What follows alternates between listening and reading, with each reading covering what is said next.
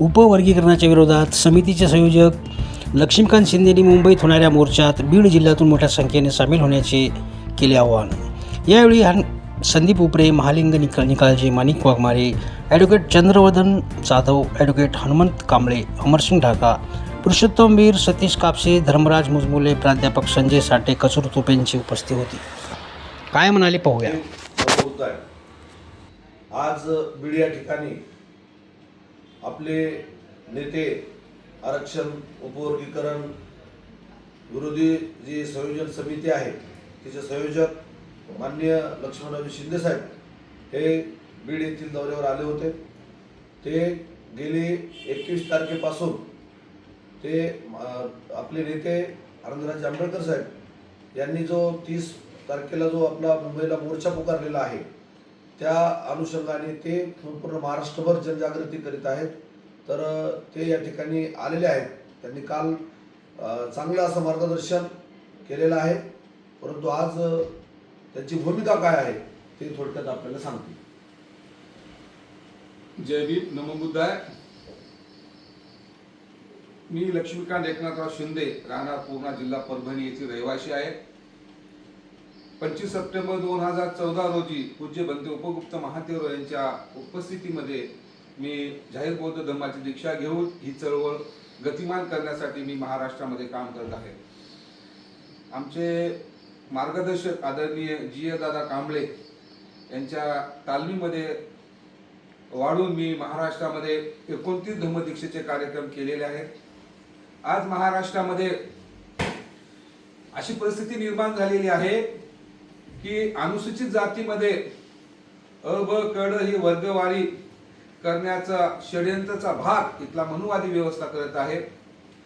तेव्हा महाराष्ट्रामध्ये जे मातांग समाज बौद्ध धर्म दीक्षा घेऊन बाबासाहेब आंबेडकरची मुवमेंट गतिमान करत आहे, त्यांची सुद्धा ही जबाबदारी आहे की या लढ्यामध्ये आपण सामील झालं पाहिजे। व आदरणीय भारतीय बौद्ध महासभेचे कार्याध्यक्ष आदरणीय भीमरावजी आंबेडकर साहेब, रिपब्लिकन सेनेचे सरसेनापती आनंदराज आंबेडकर, यशवंतराव आंबेडकर साहेब यांचे हात मजबूत करण्यासाठी व मातांग समाज तुमच्या सोबत आहे हे दाखवण्यासाठी महाराष्ट्रामध्ये मी दीक्षाभूमी ते चैत्यभूमी हे एक असं जनसंपर्क अभियान या मोर्चा निमित्त मी चालू केलेलं आहे। या अभियानाचा मुख्य उद्देश एक आहे की जो दीक्षित मातांग समाज झालेला आहे त्या मातांग समाजाला समजून सांगायचं आहे की बाबा वर्गीकरण झालं या समाजाचं नुकसान कसं होईल।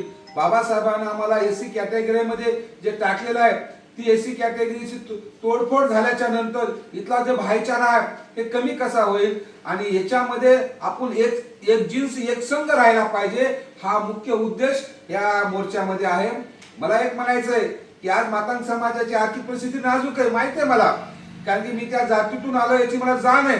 पण इथल्या महाराष्ट्राच्या मुख्यमंत्री देवेंद्र फडणवीस साहेबांना विनंती आहे की मातांग समाजासाठी सेपरेट पॅकेज करा, खाजीकरामध्ये आरक्षण लागू करा, महामंडळाला भरपूर निधी द्या आणि ज्या काय भूमिहीन लोक आहेत त्याला 5-5 एकर गायरान द्या।